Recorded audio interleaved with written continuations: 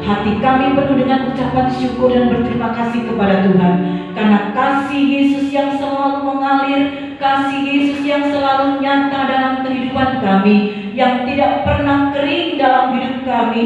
Kasih Yesus selalu boleh nyata dalam hidup kami, pertolongan demi pertolongan selalu Tuhan nyatakan di dalam kehidupan kami sebagai ungkapan rasa syukur terima kasih kami kepada Tuhan. Pagi hari ini Tuhan, kami datang untuk mencari Tuhan, kami datang untuk beribadah kepada Tuhan, kami datang untuk memuji memuliakan nama Tuhan, kami datang untuk beribadah mendengarkan kebenaran firman Tuhan. Bapa, sebelum kami melakukan segala sesuatunya, ampuni kami, sucikan dan kuduskan kami. Setiap kami tidak ada satupun yang terkecuali. Tuhan, sucikan dan layakkan kami untuk kami boleh datang beribadah kepada Tuhan. Terima kasih Bapa dalam sorga. Ibadah kami dari awal sampai pada akhirnya kami serahkan sepenuhnya ke dalam tangan Tuhan. Biar Engkau Allah yang berotoritas memimpin acara ibadah ini sampai selesai. Hamba-hamba-Mu yang akan ambil bagian dalam pelayanan BR Singer Musik, hamba Tuhan yang melayani kebenaran firman Tuhan, biarlah hikmat dan pengurapan Tuhan, otoritas Allah turun atas kami. Kami boleh menerima berkat-berkat ilahi. Terpujilah nama-Mu Bapa di dalam sorga. Kami yakin Tuhan Yesus datang dan hadir di tengah-tengah kami dan siap memberkati kami melalui ibadah pada pagi hari ini. Hancurkan segala pekerjaan iblis kuasa kegelapan di dalam nama Tuhan Yesus Kristus. Dan selama kami beribadah, Tuhan tutup bungkus kami dengan kuasa darah Tuhan. Berikanlah kepada kami tubuh kuat, sehat, stamina, imun yang sehat di dalam Tuhan. Terima kasih Bapa dalam surga. Terpujilah nama-Mu Tuhan. Kami akan memulai ibadah kami, yaitu di dalam nama Tuhan Yesus Kristus yang menjadi juru selamat kami. Haleluya. Amin.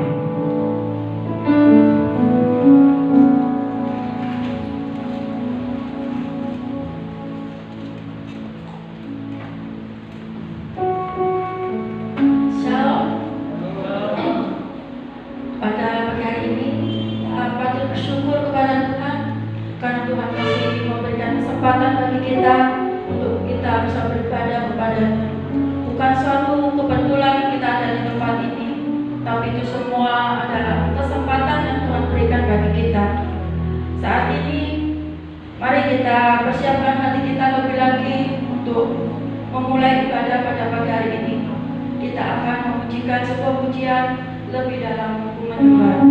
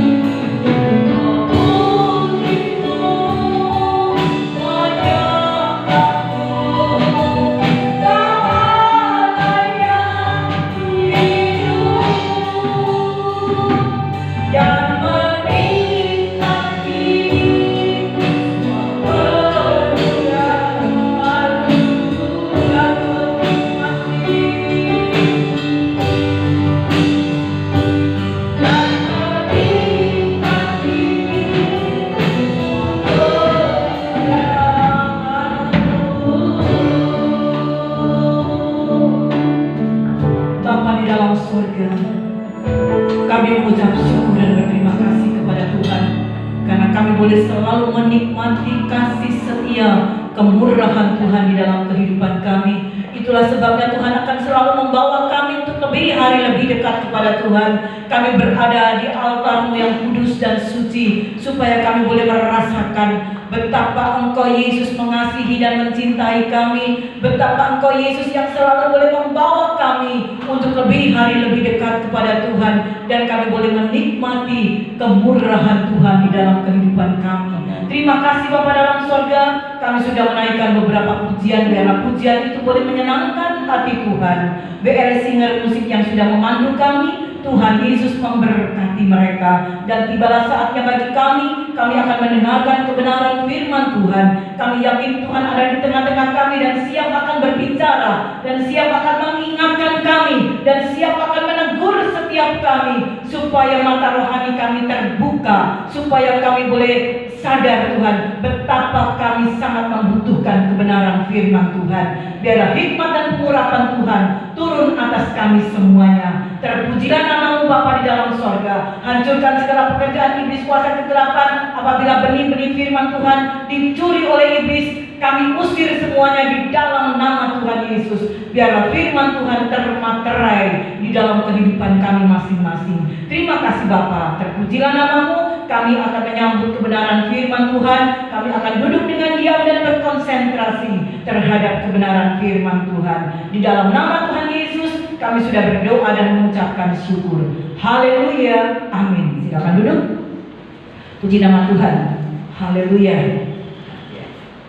Puji nama Tuhan, saudara terkasih. Ya. Puji nama Tuhan, saya ucapkan selamat beribadah dan selamat kita akan sama-sama menikmati kebenaran firman Tuhan. Saudaraku, kita patut bersyukur ya kepada Tuhan sekalipun kita dihadapkan dan harus merasakan ya saudara ya, situasi, kondisi, cuaca, suhu ya yang seperti ini ya saudara, tetapi kita boleh tetap terus beraktivitas ya, bukan berarti dengan suhu cuaca yang panas kemudian kita hanya diam saja ya, tidak, tetapi seperti pada pagi hari ini kita dapat beribadah kepada Tuhan ya saudara. Kemarin di Surabaya saya menghadiri pemakaman dari mertua dari ponakan saya Uut ya saudara. Di Surabaya panasnya tercantum di Jawa itu suhu 40 derajat Celcius. Wah, saya kaget nih. Sidoarjo minggu yang lalu tercatat kata di HP 41 ya saudara.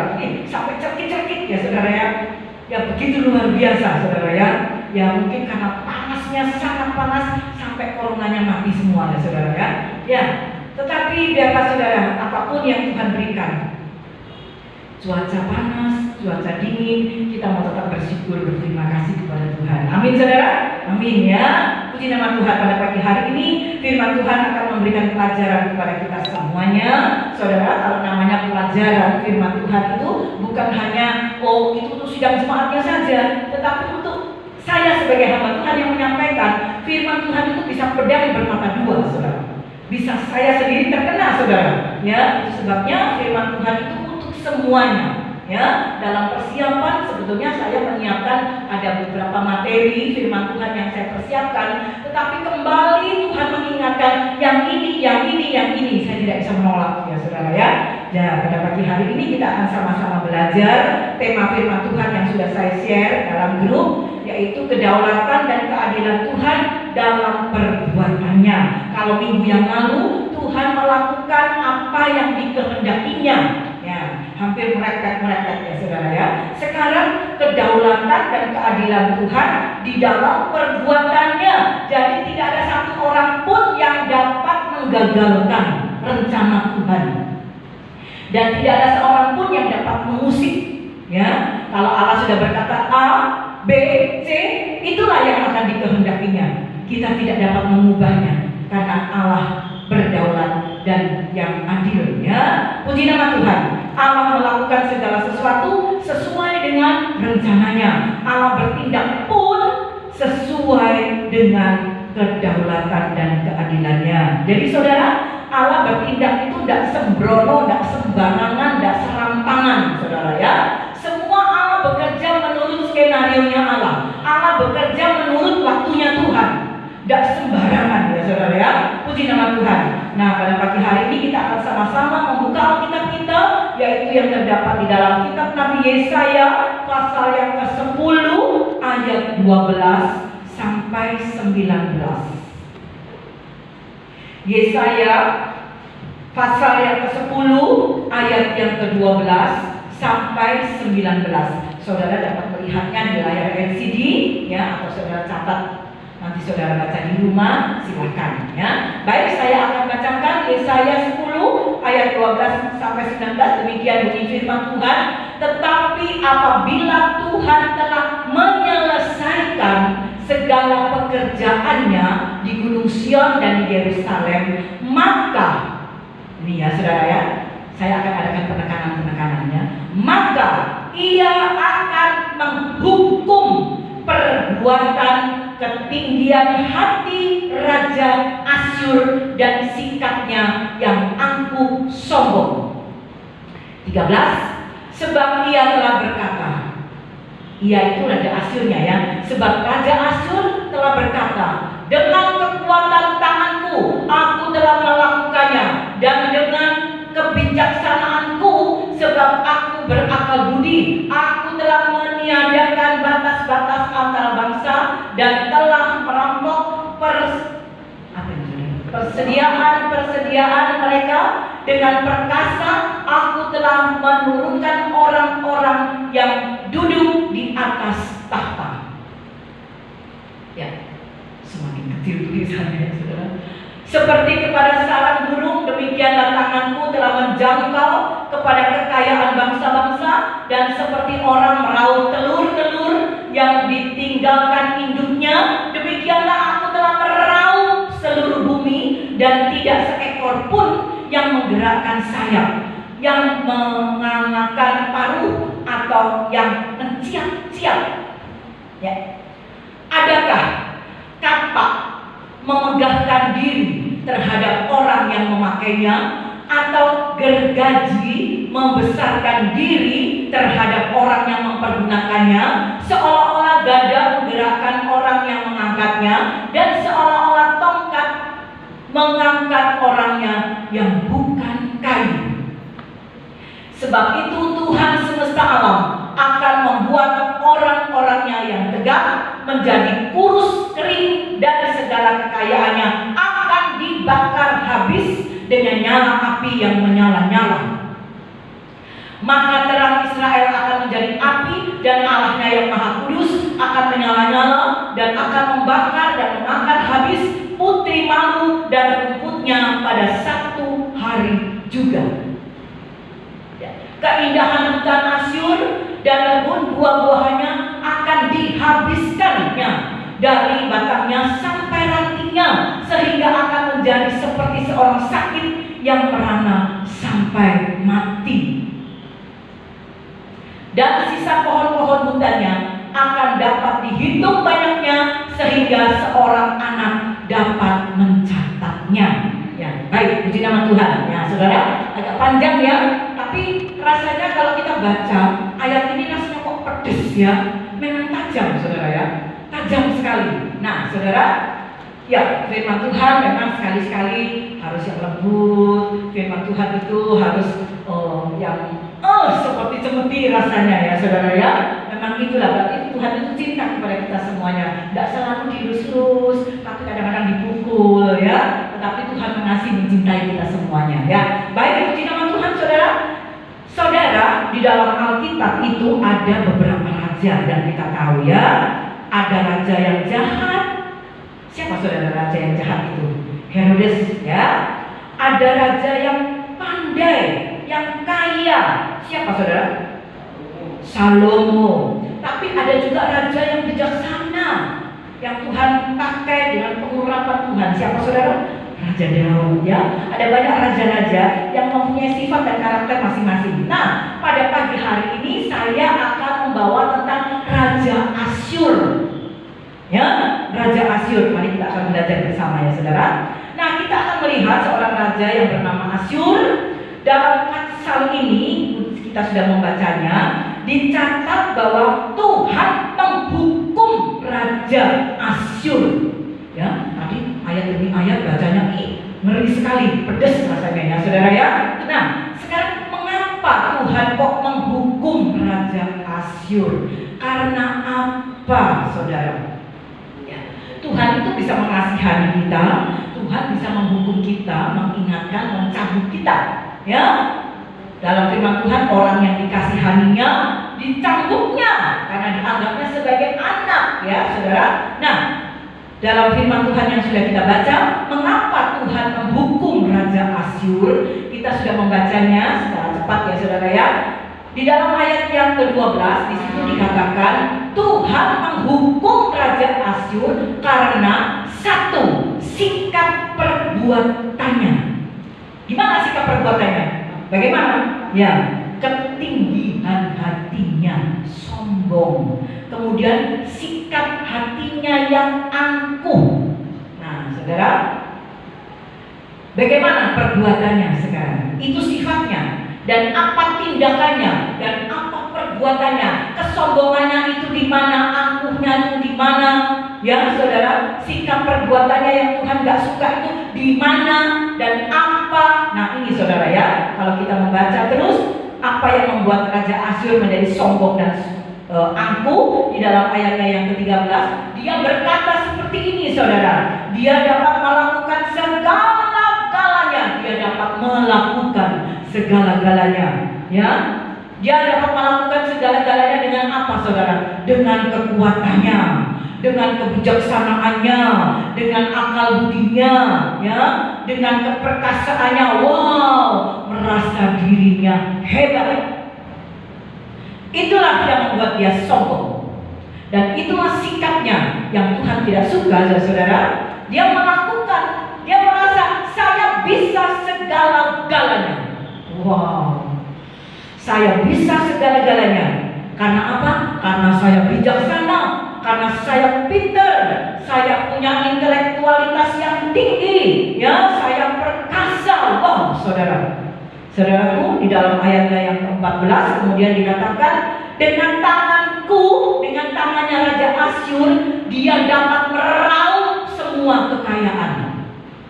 Ya, saudara baca tadi ya saudara ya, meraup semua kekayaan dan memperoleh kekayaan. Sangat hebat saudara. Ya, nah sekarang bagaimana tindakan Tuhan melihat Raja Asyur yang kayak gini orangnya? Kalau saudara diperhadapkan dengan orang yang macam kayak gini, gimana saudara? Saudara mungkin gemes, ya, saudara gemes. Tapi saudara kan tidak bisa berbuat apa-apa, ya. Tetapi bagi Tuhan, Tuhan itu berdaulat, ya, adil dalam segala-galanya. Tuhan melakukan apa yang dikehendakinya terhadap orang yang seperti ini. Bagaimanakah Tuhan? Saudara, bagaimana tindakan Tuhan? Apakah Tuhan membiarkan orang-orang yang seperti ini bergerak dalam segala kegiatannya, dalam segala usahanya? Apakah Tuhan, wis biarlah, kamu mau gitu ya, tak terserah. Kamu mau seperti itu, sakarmu wis. Kamu mau begitu, sakarmu wis. Apakah Tuhan begitu? Tidak, saudara. Tuhan melihat sikap perbuatan seseorang, apalagi sombong, ya, congkak, angkuh. Itulah Raja Asyur. Ya, dan bagaimana saudara? Kita melihat di dalam ayatnya yang ke-16, apa tindakan Tuhan?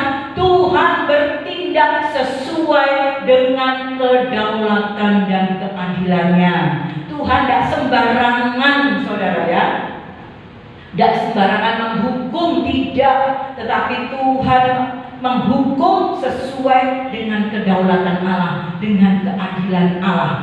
Ya, Allah tidak pilih kasih, Tuhan tidak pilih kasih. Oh, orang ini seperti ini, aku mencintai, wes gak hukum, wes gak no. Oh, orang ini begini, oh tidak, saudara. Allah itu berdaulat, Allah itu adil dalam segala perkara. Ya, baik saudara, di dalam ayatnya yang ke-16 kemudian apa yang dikatakan? Tuhan membuat orang-orang yang tegak menjadi apa saudara tadi? Kurus kering.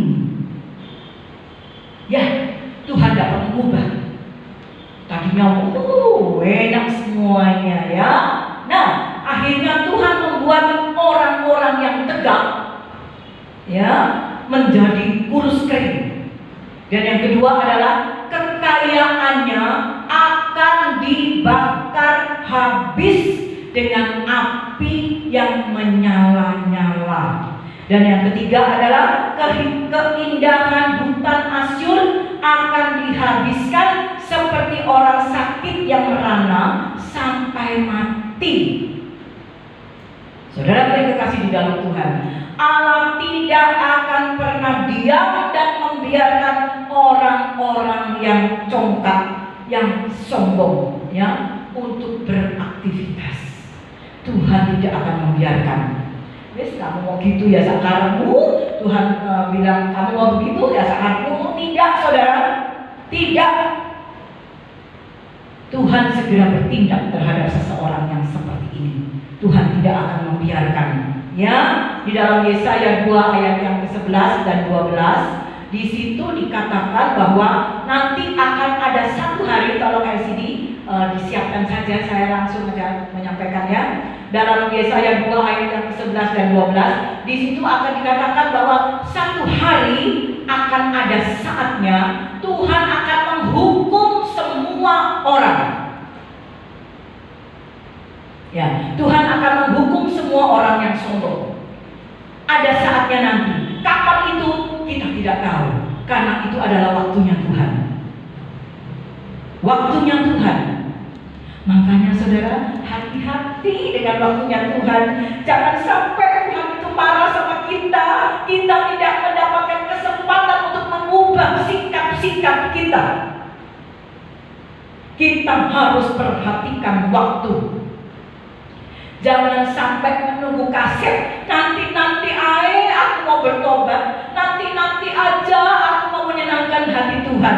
Saudara, tidak bisa begitu. Nanti aja aku mau beribadah. Tidak bisa begitu.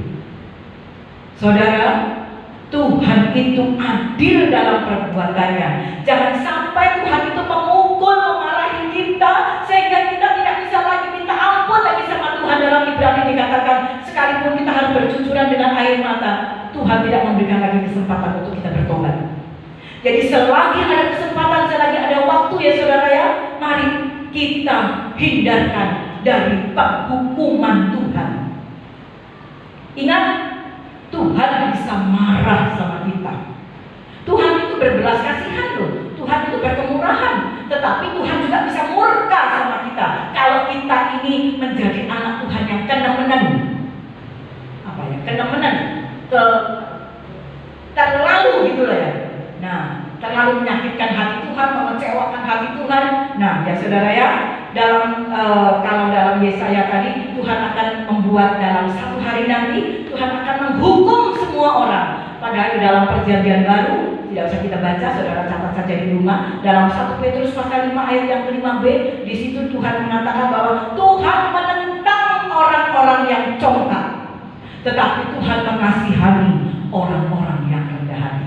Jadi Tuhan tidak senang, Tuhan itu benci kepada orang-orang yang congkak, sombong, angkuh. Terpuji nama Tuhan ya. Tuhan memberikan kita sifat karakter yang Tuhan berikan dalam kehidupan kita. Manusia tidak ada yang sempurna. Ya, tidak ada yang sempurna. Saudara, namanya manusia, saudara ya. Kita tidak bisa berkata, oh aku ini loh sempurna, aku di apa-apa no, ya wis tidak apa-apa, aku bersyukur. Oh tidak bisa saudara. Ya, kalau saudara diinjek-injek gitu ya, kayak cacing diinjek-injek gini bisa meot-meot gitu ya saudara ya. Sama seperti kita, ya. Acap kali kita tuh bisa marah saudara. Ya tapi itu manusiawi saudara, karena kita tidak ada yang sempurna saudara. Ya baik, tetapi hindarkanlah congkak, angkuh, sombong, karena itu merupakan kebencian dari Tuhan ya. Saudara, kalau saya berkata seperti ini ada dasarnya saudara. Dasarnya adalah firman Tuhan. Firman Tuhan katakan Tuhan menentang, Tuhan benci dengan orang-orang yang seperti itu.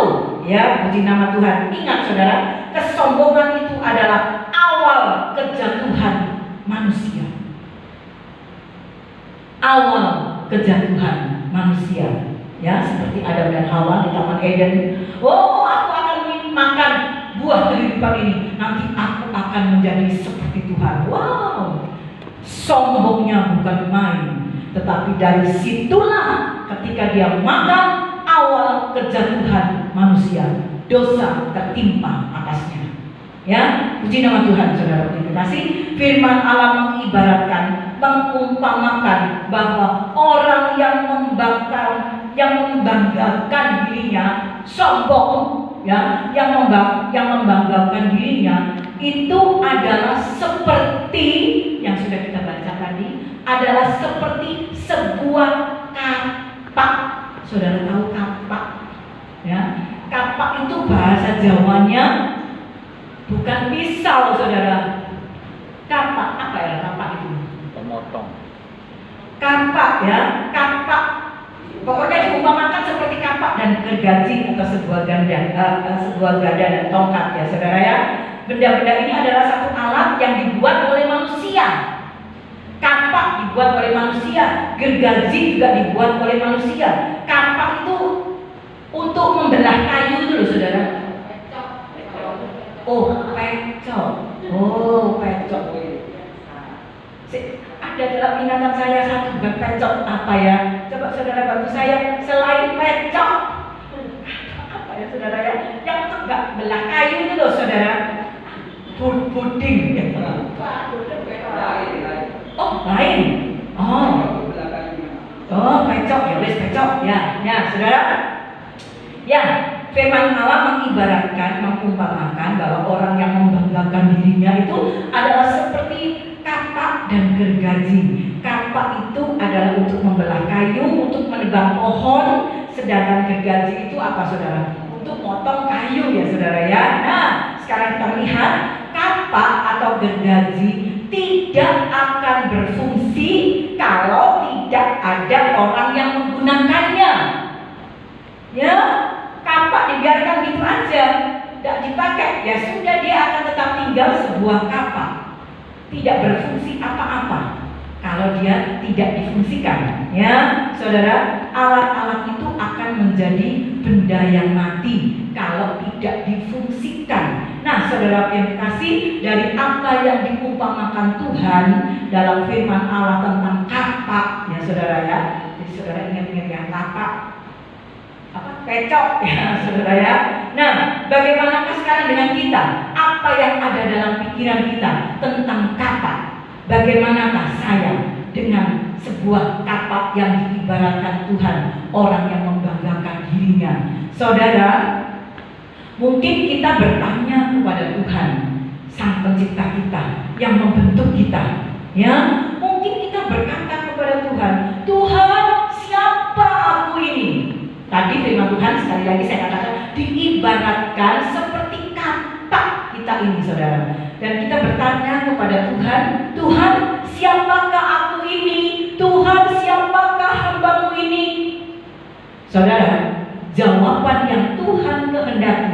Jadi kalau saudara berkata seperti itu dalam hati saudara, Tuhan, aku ini siapa sih? Aku ini hambamu yang bagaimana sih?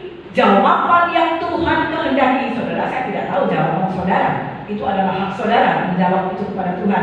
Tetapi jawaban yang Tuhan kehendaki adalah, Tuhan, sesungguhnya aku ini tidak akan lebih dari sebuah kapak. Kalau tidak difungsikan, kalau tidak dipakai oleh orang, kapak itu akan mati. Nah, begitu juga saya, Tuhan. Siapa aku ini? Aku tidak lebih dari sebuah kapak yang dibuat oleh tangan manusia. Saudara, atau mungkin lebih jelasnya lagi di dalam Yesaya 64 ayat yang ke-8. Silakan dari sini buka ayatnya, saudara, saya langsung membacakannya. Di situ dikatakan, Tuhan, kami ini loh tanah liat. Tanah liat, apa tanah liat? Lempung, betul. Tanah liat itu lempung. Tuhan, saya ini tanah liat, saya ini lempung, dan Tuhanlah yang membentuk saya. Tuhanlah sebagai penjunan. Apa yang dapat kita banggakan? Apa yang dapat kita andalkan? Kalau kita ini lempung, saudara, kita ini tanah liat yang dibuat oleh Allah, dibentuk oleh Allah. Apakah kita berkuasa, bisa berkuasa? atas hidup kita? Tak bisa, saudara. Mau dibuyel-buyel, mau dibanting-banting, mau dibuang, terserah penjunan kita, saudara. Nah, kenyataannya, saudara ya, kita akan melihat sekarang sebuah kenyataan secara realita, saudara ya. Kita berkata, Tuhan, siapakah aku ini? Bagaimana hambaku ini? Yang sekali lagi yang Tuhan minta adalah, Tuhan, aku tidak akan lebih dari sebuah kakak. Inilah hidupku. Jadi kita ini tidak ada artinya apa-apa kalau Tuhan tidak mengartikan hidup kita. Kita bisa menjadi berarti karena Tuhan yang mengartikan hidup kita. Tuhan yang memampukan hidup kita untuk kita dapat beraktivitas, kita dapat menyenangkan hati Tuhan. Ya, baik saudara, secara realita mungkin kita bangga. Ya, saya tidak menyalahkan, saudara ya. Saya tidak menyalahkan. Mungkin saudara bangga dengan prestasi kita, dengan jabatan kita, dengan kejeniusan kita, ya, kepandaian kita. Kita bangga dengan kedudukan kita. Kita bangga dengan kekayaan kita. Kita bangga dengan segala-galanya apa yang ada pada kita. Namun saudara, kalau kita tidak bisa menjadi berkat untuk orang lain, semuanya akan sia-sia. Tajam ya saudara ya, tajam. Oh, saya punya prestasi, saya punya kedudukan, saya punya jabatan, saya jenius, saya pandai. Tetapi hanya untuk dirinya sendiri, tak. Kita tidak bisa menjadi berkat untuk orang lain, semuanya akan sia-sia. Ya, puji nama Tuhan, saudara yang terkasih. Ya, di dalam ayatnya yang lain itu secara realita, dan sekarang juga yang menjadi satu kenyataan, ada banyak juga orang yang merasa bangga dengan keberhasilannya, dengan kesuksesannya. Tidak salah, saudara. Tidak salah, saya berhasil, saya sukses. Tidak salah, itu adalah manusiawi kita. Tetapi janganlah kemudian kita menjadi, wow, ini loh aku. Kalau enggak aku, semuanya tidak akan bisa berhasil. Saudara yang terkasih, ingat ya, sekali lagi, secara kenyataan orang merasa bangga dengan keberhasilan, dengan kesuksesannya. Tapi kita ingat loh saudara-saudara tahu hukum padi. Siapa di sini yang tahu hukum padi? Bagaimana hukum padi itu? Semakin tua makin beruntung. Semakin apa? Semakin tua semakin beruntung. Bukan semakin tua, semakin berisi, padi itu akan semakin merunduk. Artinya apa? Semakin kita punya segala-galanya, kita akan semakin merendahkan diri di hadapan Tuhan. Itu saudara, ya. Jadi marilah kita mau seperti hukum padi ini ya saudara ya. Siapa yang mengisi hidup kita? Tuhan yang mengisi. Ya, keberhasilan, kesuksesan kita itu adalah dari Tuhan. Jadi saudara tidak usah iri. Oh, kenapa ya keluarga ini bisa berhasil dan sukses? Oh, kenapa ya dia bisa kaya? Oh, kenapa dia bisa punya begini-begini? Saya kok enggak? Itu adalah keadilan dan kedaulatan Tuhan. Ya, kenapa ya orang itu punya mobil yang mewah, saya cuma punya becak? Kenapa orang itu punya sepeda motor yang mewah, saya hanya punya sepeda ontel? Nah, begitu ya saudara ya. Saudara terima itu adalah berkat Tuhan. Tidak usah saudara banding-bandingkan dan kemudian saudara protes kepada Tuhan. Karena itu adalah keadilan dan kedaulatan Tuhan ya. Puji nama Tuhan. Semakin kita sukses, semakin kita berhasil, semakin kita akan bersyukur kepada Tuhan dengan merendahkan diri di hadapan Tuhan. Ya, bukan ini loh aku, wah, ini loh aku, bukan seperti itu saudara ya. Tetapi marilah kita mau semakin bersyukur. Tidak akan ada henti-hentinya kita untuk mengucap syukur dan berterima kasih kepada Tuhan. Ya, saudaraku, apa yang akan Tuhan ingatkan kepada kita? Ya, dalam Yeremia 9 ayat yang ke-23 dan 24 ini perlu kita baca ya. Yeremia 23, Yeremia 9 ayat yang ke-23 dan 24, apa yang akan Tuhan ingatkan kepada kita semuanya, saudara ya. Mari kita akan baca Yeremia 9 ayat 23. Beginilah firman Tuhan, janganlah orang bijaksana bermegah karena kebijaksanaannya. Janganlah orang kuat bermegah karena kekuatannya. Janganlah orang kaya bermegah karena kekayaannya. 24. Tetapi siapa yang mau bermegah, baiklah bermegah karena yang berikut, bahwa ia memahami dan mengenal aku, bahwa akulah Tuhan yang menunjukkan kasih setia, keadilan dan kebenaran di bumi. Sungguh semuanya itu kusukai, demikianlah firman Tuhan. Jadi saudara yang kekasih, jangan kita bermegah karena kita bijaksana. Jangan kita bermegah, oh aku ini loh kuat. Ya, saudara, jangan kita bermegah, oh aku ini loh kaya.